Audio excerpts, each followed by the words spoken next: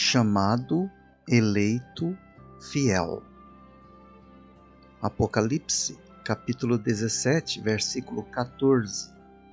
Estes combaterão contra o Cordeiro, e o Cordeiro os vencerá, porque é o Senhor dos senhores e o Rei dos reis. Vencerão os que estão com ele, chamados e eleitos e fiéis. Em certo sentido, estas três palavras representam uma graduação de uma esfera de provação para outra. Embora possamos ter sido escolhidos nele antes da fundação do mundo, também é verdade que a escolha depende daqueles que retêm firme seu chamado e eleição, quando o assunto é o serviço a nós confiado e a intimidade com Deus. Deus inicia todos seus tratos conosco por meio de um chamado. Mas para que o chamado de Deus tenha qualquer utilidade, é necessário que ele seja percebido pelo homem interior. A carne pode até ouvi-lo, como aconteceu com aqueles homens que estavam com Paulo e que foram até mesmo arremessados ao chão pela glória da revelação que ele recebeu.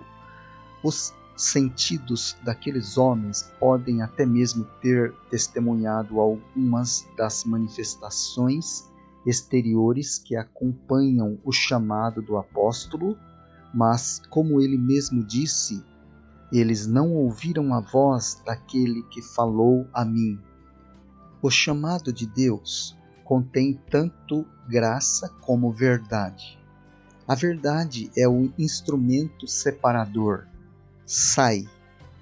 A graça é a promessa. Te abençoarei e farei uma bênção.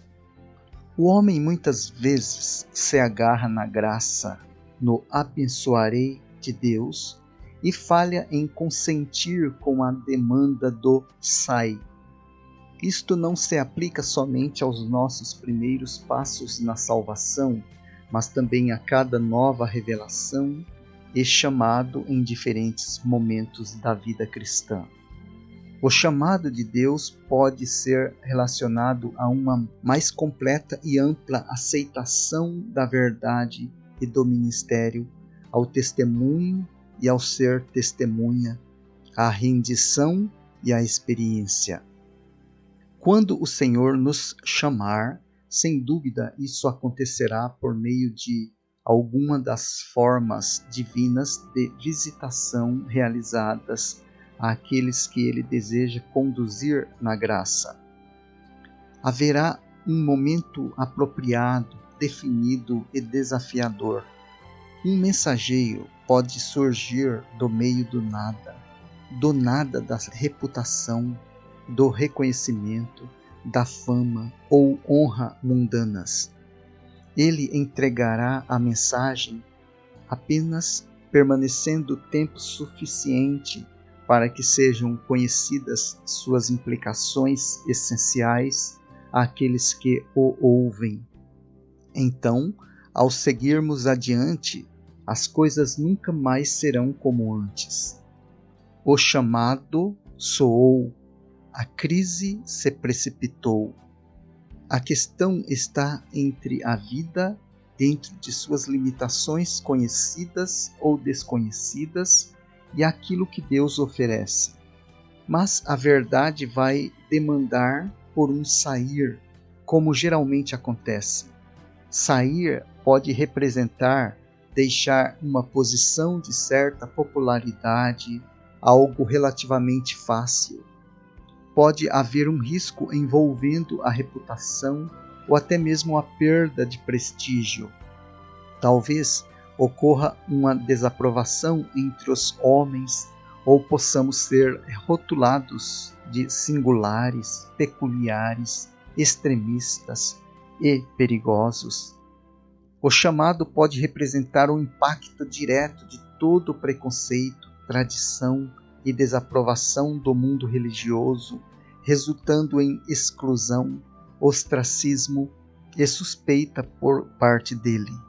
Tais coisas acompanham aqueles que são chamados por Deus para avançar com ele, além do padrão geralmente aceito. Este é o preço do pioneirismo para as almas, e é o preço a ser pago para ser útil no serviço a Deus e aos homens. Mas o testemunho daquele que escolheu pagar um preço que poucos pagarão, e a quem foram confiados uma impressionante revelação e um serviço imortal e universal no fim de sua vida, foi: ninguém foi a meu favor, antes todos me abandonaram. Conforme 2 Timóteo capítulo 4, versículo 16. Será que isso significou que ele estava errado? Quem ousaria dizer que sim?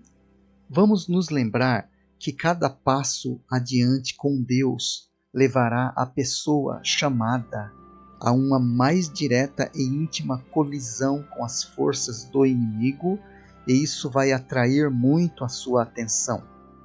O único caminho para reinar em vida é literalmente sabendo dessa necessidade. A pergunta é se vamos continuar com Deus independente do preço a ser pago. Recusaremos àquele que fala? Vamos responder a cada chamado para avançar, qualquer que esse seja? Permaneceremos firmes, mesmo que o preço por vezes parecer quase que demasiado? Iremos nos manter firmes na provação do chamado para, ao sermos aprovados pela graça de Deus, sermos escolhidos para esta obra que não poderia ter sido feita por ninguém mais além de nós? Ou será que retornaremos para o nosso caminho mais fácil, de menor resistência, mantendo nossos tesouros por medo de perdê-los, mantendo nosso lugar de diversão e segurança nas águas rasas, sem nos lançarmos nas profundezas? Ou muito bem, servo bom e fiel, será reservado para aqueles que se arriscaram a perder alguma coisa e foram além da obrigação do dever, embarcando na segunda milha do chamado que envolve essa revelação progressiva. Ó, amados de Deus, vamos seguir o caminho até o fim. Independente do que isso possa envolver, nunca antecederá o sofrimento apostólico. Aspire por ser um dos chamados, eleitos e fiéis.